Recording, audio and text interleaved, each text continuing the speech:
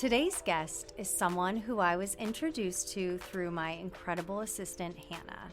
Her name is Kim Nortman, and she's run multiple companies at the intersection of creativity and technology. Most recently, she founded Set Piece, where she serves as principal, and she's utilizing her vast knowledge from her storied career in law and business development, and of course technology, to help coach and guide her clients towards ultimate growth in whatever aspects of their life or career they're looking to grow in. Today, we're going to learn a whole lot about technology, AI, and most importantly, how do you find purpose in what you do and who you do it with? So let's get into it.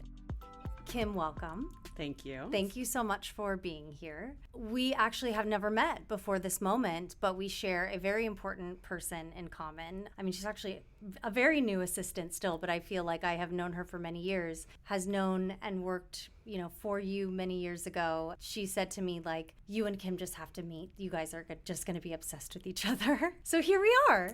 And thank you for being here. Kim, you have had many lifetimes, it seems, in your career, right? You've been an attorney, you have built businesses from the ground up.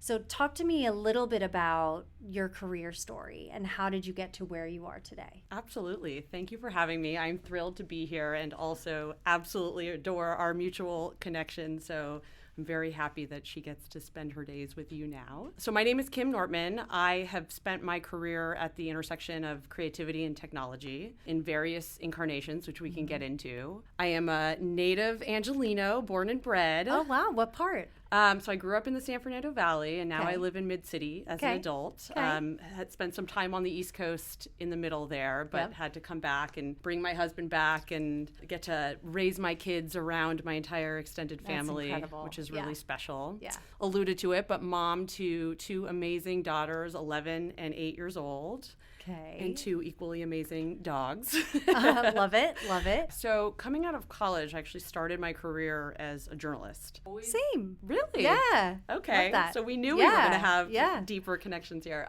So I've always been very passionate about telling the stories of those whose stories might not otherwise be told. I ended up pretty early in my career parlaying that into becoming a lawyer. Mm-hmm. And I spent a bunch of my time focused on social justice and equity issues, including issues around pay equity on behalf of classes of workers like domestic workers who are not making a living wage from their work. Yeah. And as I sort of saw what was happening with the development of the creator economy way back in the early days of it, I was like, this is going to be the next biggest group of workers that are going to struggle to make a living wage off of their work. And I saw this as my chance to kind of combine my love of storytelling with my desire to make sure we could actually turn this into something with some, meaningful meat and protection. So first time I was sort of jumping off of a big cliff was in 2015, and I left being a lawyer, and I went to a company that was building direct-to-consumer businesses in partnership with talent and creators throughout the ecosystem. So everyone from your sort of smaller YouTubers up through very large talent. Learned what I think we all saw happen, which was that these types of businesses worked really well for the top 1%. Yep. And then the other 99% were really struggling. And so I became really passionate about how do we make sure they have the tools to actually be able to thrive off of their work, and then made sort of my next big leap in 2020 to become an entrepreneur, and spent really the last 5 years on what are those tools that these folks are going to need. And most recently with Astral, it was building AI workflows to make sure that experts, creative professionals, and creators are able to spend their time on the more meaningful work and leverage the tools underneath it to help them be able to do that. I mean, I can't even imagine going from being an attorney and then just jumping into this. Were there moments in any of these chapters, or were there lessons that you kind of took with you along the way that you think really helped fuel your success? Definitely. And I was so lucky in 2015 because I went to a company with incredible mentorship, which is always the tie that binds to get you to figure this stuff out. And it felt very scary. And I was really learning all of this new and was given a lot of faith and confidence and support. And in an environment where there was a traditional entertainment component, there was the now more traditional digital media component that was ad supported, there was all the new things we were doing. And my mentor there, an amazing, amazing human being named Lloyd Braun, who had previously run ABC, he taught me so many lessons in that context about how you both approach this with integrity and with building relationship over time, but also, when other people are zigging, you look for the zag. Yeah. And so I got to see that really, really up close and personally. And I got to really see, if there's a thread, like trust that divergent thought and start to pull on it. Don't doubt yourself. Actually say, okay, I'm a smart person. I can sort of think critically here. Let me actually see if I'm not understanding something because it doesn't add up, or there's a white space, and what does that look like? And that was a very kind of wonderful environment in which to develop those skills that over that 5 years gave me the confidence to say, oh, I think I can go off and do this on my own. Yeah. You hit the nail on the head with entrepreneurship, right? The zig and zag, and sort of finding those paths that are, less followed, if you will, right? And those are the scariest opportunities, but oftentimes it's not even about the money, right? Oftentimes they are most lucrative, but I think they're most importantly the most rewarding, right? And challenging yourself in this kind of unknown space, figuring it out and overcoming it. It's like, those are those moments, right? Where you're like, hell yeah. Yeah. Yeah. Yeah. And another one of my really close friends who became an entrepreneurship immediately after we graduated from college. He likes to say, you're looking for the opportunities that are non-consensus but right. Right.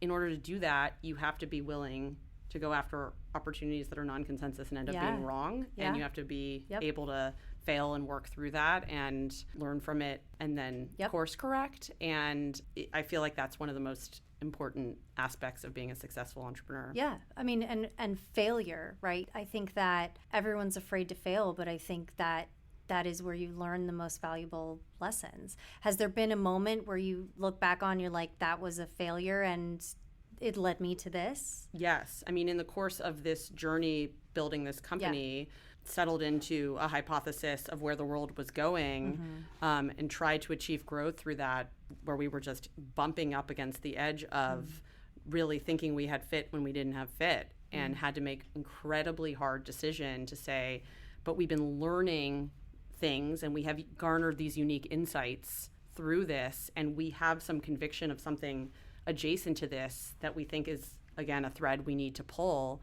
which ended up being the thing that became something where there was real fit and connective tissue to being able to build a more sustainable business. And so had to go through the really hard challenge of saying we have to pull back on this and we have to downsize and we have to be able to gracefully work with our customers around this and, take these insights and be able to serve folks over here. And I mean, that is humbling and painful, and there is nothing you learn more from than an experience like that. Oh, absolutely. Before we go any further, can you tell us what is Astral and what does it do, right? To give us some context to the work that you've been doing over the last 5 years. Yeah, so I think in general, my work has really been on how do we help non-technical people leverage technology to advance their creativity. And with that, we settled into something that we could do that would help experts and content creators be able to turn, formats into new formats and be able to leverage AI workflows to focus more on their more meaningful work. And I got to work with a really incredible co-founder, and I ultimately got to graduate myself, and he moved into the CEO role, and then we got to see things land in a place where we could really serve that community in a way that we felt really proud of. And through that work, I have developed my real passion for how do we actually help folks who maybe have some innate fear or skepticism or have very legitimate worries that we all have. How do we use this to maintain the human connection and the human piece on top, and to empower us, not bury our heads in the sand, but actually, be open to experimenting and seeing how possible it is if you just take small steps. Embrace it, right? And I think it's such a good point, right? Because the AI conversation broadly it's literally everywhere. I think there's folks that are fully in. I think there's folks that, they have a couple of toes, right? They're using ChatGPT or something like that. Right. And then I think that there's a huge group of folks that are like, absolutely hell no, like do not touch anything. What do you think are the misconceptions about, or sort of those false narratives about AI? Yeah, I mean, there's a few things. One is just that it just can't do what you want to get it to do. Like, it's not helpful or productive. Mm-hmm. And part of that is you need to know how to leverage it and use it. And you still need to take your own superpowers and bring them to bear in that context, and then use it to actually make you work smarter. Yeah. There's a little bit of the more time the more you use it, the more effective it is for you. So just starting to do small things to help experiment. Like, what would be a few examples of those small things? Yeah. So, for example, if you, in your role, doing some sort of marketing task, have a framework and a prior output, actually starting to leverage your existing work product and starting to reference the things that you're showing it what good looks like and giving it your tone and your context, and then using it to actually, move that process along and actually potentially help improve on it in the context of guiding it with the right expert frameworks and then the right internal frameworks and then the right ultimate work product, for example. And then because I think a lot of folks think this is really just for kind of a little bit of a reward. Yeah, it seems like people just think, oh, it's going to take our jobs, but it's actually, no, it can make you better, more efficient at your job, and thus give you the time to do things that you really want to do, right? It's so interesting. I was just having a conversation with a bunch of folks a week or so ago, and the quote was, AI is not going to take your job, but the people who know how to use AI are going to take your job. Yeah, and I think there's some real understandable fear. And so you want to be one of those folks who is using this not just to make you more efficient, but to actually be a thinking partner to sort of iterate and improve. I mean, I always joke that I will get in fights with the AI because, sometimes you do have to fight it to get to a place where the output is what you want it to be. But actually, the more you do that, it then sharpens and crispens your own thinking, and it's becoming better and better as a collaborator. So I always think about how do you become both more productive, but also smarter and be able to leverage it and take what makes you great, what is your unique zone of genius and your superpower, and then end up magnifying that. And I'm really always trying to encourage people to walk through that door, because I think what you said is really true, that the folks who are leveraging this are going to get ahead, and the folks who are not may get left behind, which is why I'm always kind of saying let's use it, let's test, let's experiment. And as a non-technical person who's gotten to be around a lot of very technical people and gotten to leverage their insights and their skills, I'm married to a product manager, and my co-founder as well. These are folks who love to vibe code and are doing all of these sort of deeper things that may feel really unapproachable to non-technical folks. And I'm always getting to sort of glean their insights and say, okay, let's find the more approachable and easier ways to use this, and let's figure out how this translates for everybody else. And so that's a huge passion of mine. Yeah, well, and I love that, because I think the whole world needs someone who's passionate about that, right? Because there's an intimidation factor to it. Yeah. It's similar to, like, I don't know, I think about like when MP3s became a thing, right? I'm like aging myself, but right, it's like, music only existed, it was an actual tangible thing.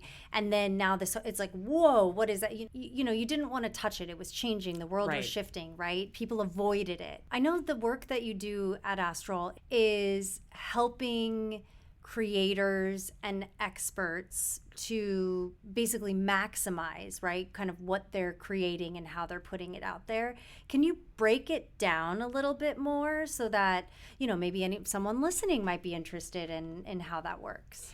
Yeah, I mean, I think there have been sort of many iterations of my journey around doing that. So I think early on, it was a lot of how do we help creators and other folks take advantage of the new revenue streams that are possible with going direct to consumer, and really in a world, without the former type of gatekeepers, but now you have these distribution platforms. How are you finding ways to be able to make money off of your passions? and spent a lot of time in that world around monetization and building revenue streams in all of the different forms of that. Fascinating. Like I need to dig into that. Yeah. Yeah. And that, as you know well, it's like what that looked like in 2015 versus 2020 versus 2025 keeps changing. Yeah. And we went through this period of, the sort of traditional entertainment gatekeepers, weren't as so much there. You could go direct to an audience and you could find an audience, but then you had these technology platform gatekeepers who were, taking a big platform fee from you and actually finding a way to make that sustainable over a long period of time has been this broad-based challenge, because anything you're doing is living downstream of ultimately those platforms owning and controlling the audiences. And so spent a lot of time working around how you help folks with that, and which is going to be an always climb, right? Always, constantly. And then, and then in the latest incarnation was really, okay, knowing that, you have to lean into the sort of things that work for you from how your audience wants to both consume from you and, where your particular point of value and how they'll purchase from you and what that looks like, allowing you to double down on that by saying, how do we make your workflows more efficient so that you can do more of what makes you great? And that was sort of the latest iteration of that. And, and now in my life, it's even broader than just in that, kind of expert creator ecosystem. It's really, okay, businesses that are technology businesses, how do you actually help them grow sustainably and leverage these same sets of tools, both the technology tools, but also the sort of leadership tools and what it looks like to find fit and scale to be able to super serve their customers. It's incredible. So you've mentioned a few terms, and sometimes I like to do this with guests where we do like a little bit of a quick fire. So these are terms that you're going to be like, duh, things you say all the time, but people listening may be like, what does she mean? So you said direct to consumer, but I wrote direct to audience. So quick fire, give us kind of layman's terms. What does that mean? Yeah, it's when whether you're a creator or a business or a creative service professional, are putting your own things out there on the existing platforms that exist that allow you to find audience. You're going directly to that audience. You're putting it up on your Instagram or your YouTube or your TikTok or whatever it might be. Yeah, and then also you may be directly exchanging your value and the service that you're providing and getting paid directly by those customers who you're helping and you're serving. Okay, love. Creator economy.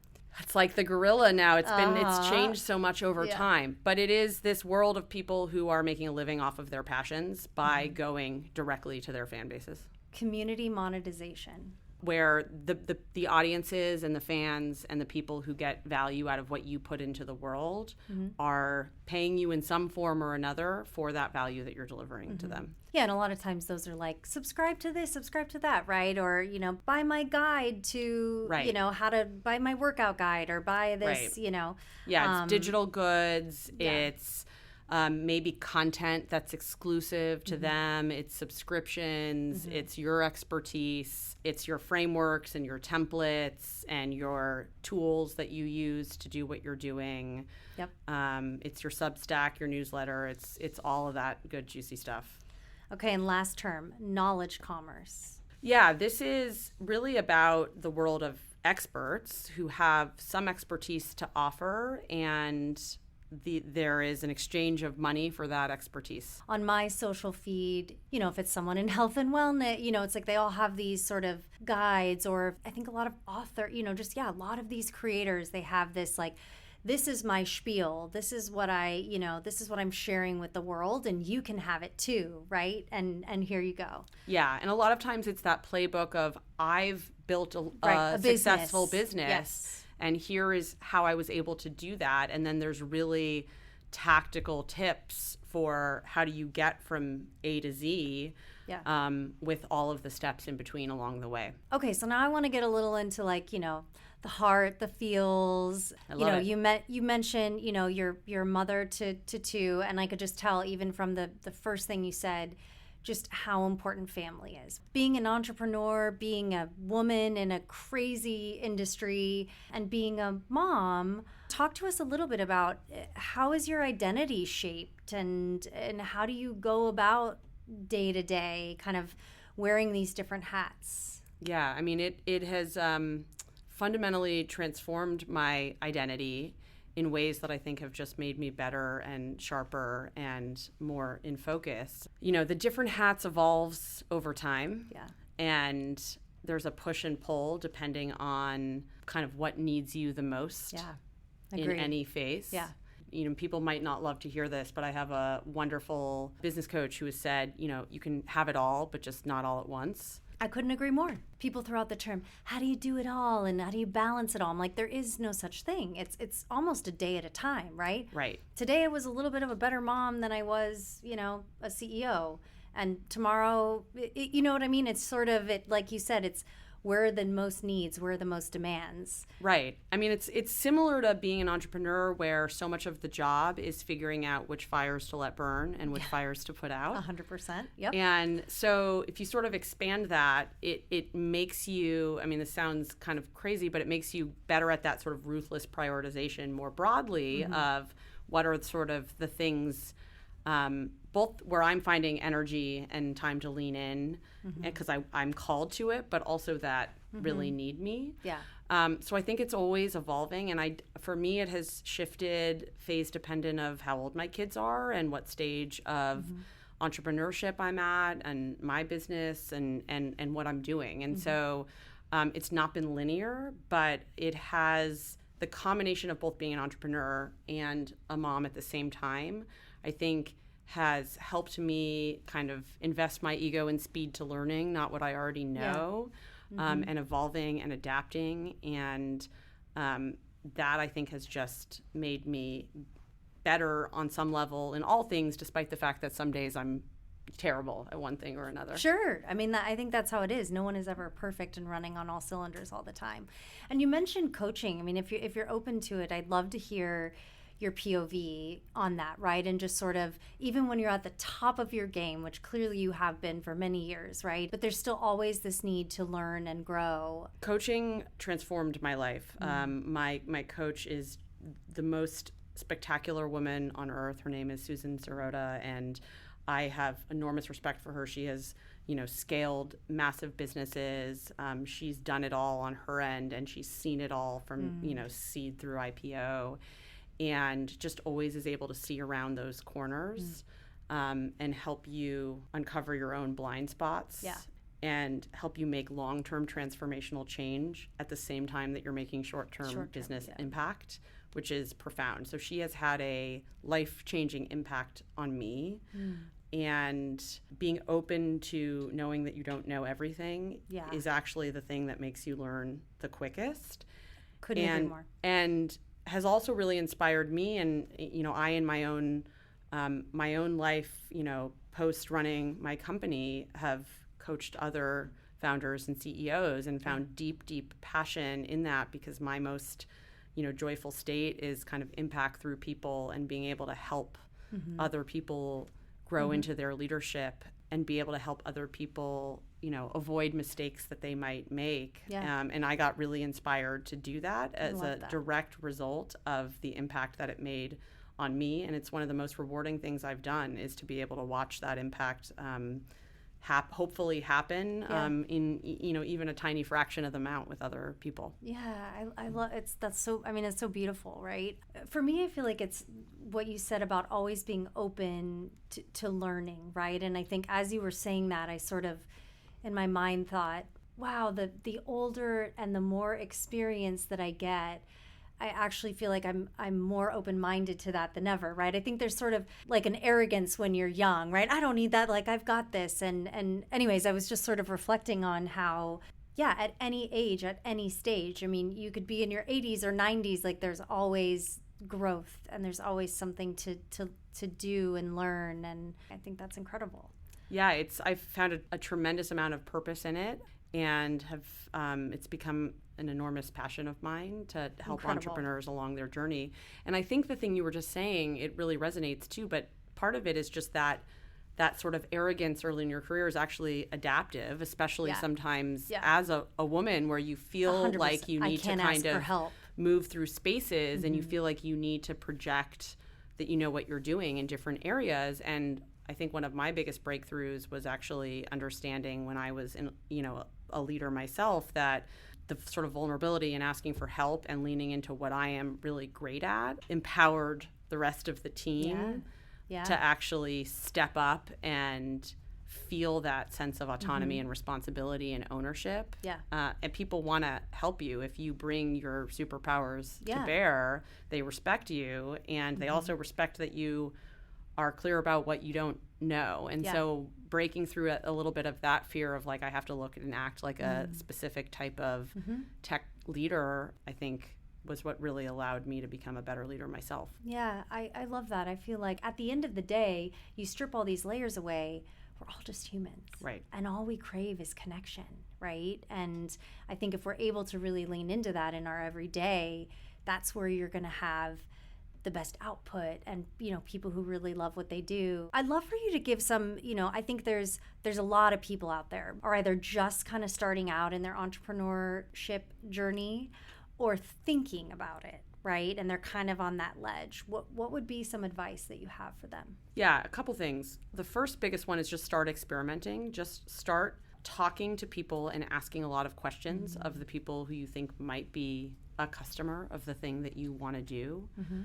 You don't have to, create a lot of structure and raise capital and all of those things before you start testing. And in fact, you shouldn't. And there's so many tools now to use to actually find people who might be interested in what you think you want to do and start asking them questions and figuring out, what job would you really be doing for those folks? Because you'll actually end up disproving a lot of the initial hypotheses you have. So really think of it in like a science experiment way. Develop a hypothesis, experiment, like aim to disprove what you're doing, and just start even on the side while you're doing other things. That sort of approach of testing and iterating, and as we talked about, learning is the most important mindset, especially early on. I love that. Gosh, it's so true. Is there anything that you feel like in your career, and obviously you've had so many different career chapters, but is there anything you feel like you've had to unlearn to get to where you are now? Yeah, and it relates to a lot of what we've been talking about, because when you are a lawyer, your role is around risk mitigation and dotting I's and crossing T's and advocacy of a position with certainty. And so your job is to show up as that expert who already knows everything about the thing that you're advocating on behalf of. And of course you don't, and you also need to be good at learning the things that you don't know, and that part is very translatable, but you have to show up in some ways as if you do, so that you're doing the best job for your clients. Some of that had to be unlearned, where, as I said before, kind of investing ego in speed to learning and not expertise in what you already know. You don't want a doctor or a lawyer who comes in and says, I don't know anything about this, right? And so it's actually a lot of the same foundational skills to be able to extract that high quality information that you do need. But there's a difference in the presentation layer, and then there's a true difference in how you are looking to actually sort of disprove your own hypotheses. Totally. I love that. That's incredible advice. What do you think that tech, creative, entertainment, right, this sort of big cloud that runs so many of our lives, is there anything that you predict or see or know might change, or where you feel like we're going? We're in a world where breaking through feels like the most impossible thing in the world, right? And so there's just so much everywhere, all over the place. And so folks are actually looking for their angle in and their way of connecting to something that will guide them and curate them. So we always see the cycles of all of that coming and going. It doesn't seem like anytime soon there's going to be a sea change in just how much there is out there. So then the question becomes, how do you as an audience member find your lanes of what resonates for you and what's true for you, and then vice versa, how you do that. And so I think we'll continue to see those cycles, and then we'll continue to see that the folks who are able to leverage new technology more and more and more are just going to be able to achieve output of a quality and of a cadence that will allow them to break through the most. And if someone who really just hasn't dabbled in technology and AI and all of those things, like where would you recommend they even start? I would start with the general purpose tools. So I'd first start by saying, like, there is not a big learning curve to just being able to start using something, because technology used to be, not even very long ago, figuring out the UI, figuring out onboarding, actually getting started. You logging in, like all the like you understandably mentally put yourself in a place of, I need to have time to be able to, there's some new tool, I'm going to put that aside. That seems great, I'm going to put it aside and try it later. And it doesn't matter how much you would tell somebody, it's 1 minute. Psychically, it doesn't feel that way. So the great part now is that we've moved to a place where it really is 10 seconds to get in and get started. And even to start to experiment can happen in less than a minute. So you don't need to put aside some big chunk of time or some big chunk of mental energy to just try. So that's the first thing that I would say. And then I would start with the general purpose tools like ChatGPT, Claude, Perplexity, and Gemini on the search side. Just the next time you're thinking about doing a Google search, instead use Gemini or Perplexity, and you can pattern match against sort of almost anything that's out there, and get a level of research and sourcing and citation that wasn't possible before. So like anytime you are going to do anything in Google, just try it.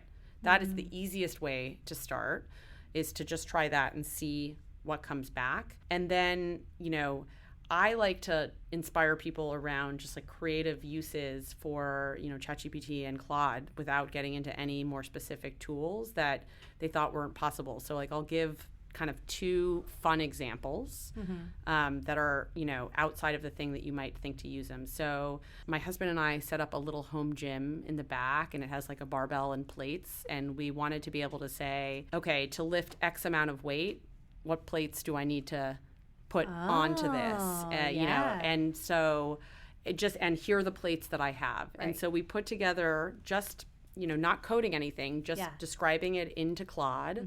Just, hey, can you put together a little plate calculator for me, where if I put in, 150 pounds, it'll just tell me exactly what plates I need to put on. And it has a little toggle up and down, and it just works. And no technical knowledge or anything. And then, maybe a week or two ago, our older daughter was going into her standardized tests, and she said, I want to practice commonly misspelled words, but I forgot my packet at school. I said, okay. And we went in and we Googled, like, what are, commonly misspelled words for this grade, for this thing, and can you put together a little quiz that has 10 questions and allows her to test on them. And it just auto-generated like a little magical quiz that she could use as a little study guide. So things like that have nothing to do with your work or your productivity, but actually just make your life easier. Make your life easier, and are just kind of like more fun ways to engage with something. You can do all sorts of little things like that. So you can play around in a context that isn't like, I have to figure this thing out for this work task, but actually, do you have a passion? Are you a golfer? Are you a this, that, or the other? You can start to actually think about how to make your passion more exciting and fun by virtue of just leveraging the general purpose tools and, just really putting the information in that is required to get a good output. And when you see that the output's not what you want it, being like, well, you didn't understand that. Here's my additional nuance. Here's my additional context, and just pushing back until it gives you what you want, and then you start to learn how to prompt it in a way that actually gets you and something. It learns you too, right? You kind of learn each other in a way. Those are such great examples, right? They're so tangible in your everyday thing. Or, hey, give me a recipe for this, right? Just, all the little things that you do throughout the day. I love to use it when I'm cooking to ask for substitutes for the things that I didn't realize I didn't have when I started the recipe. My first foray into AI was, I don't know, maybe 3 or 4 years ago now. And I was at a dinner with a bunch of people from Meta. And even they were just kind of like the Chat GPT conversation was just starting to happen. And they said, ask it to write a bio for you, and I'm kind of eye rolling like, oh, okay, and I'm coming from journalism, right? I mean, I take my writing so seriously, all this stuff. And I just remember, I think it was just as simple as, write a bio for do. And I was blown away. It's that gentle dance, right? I think a lot of the contracts that I have to sign for clients, like I'm seeing a lot of policies come up when it comes to what types of AI tools are you using in the workplace. Right. But at the same time, like our whole business is on the Google Suite. So we've been implementing Gemma. Anyways, playing around with it, but even you've inspired, it's like I need to do it more. I think it's one of those things you don't realize what you've got until you really lean into it. As a mama, what are you the most excited about for your children and what this future, right, with all the technological advances? Because I think this is something that people are absolutely terrified for their kids, right? Yeah.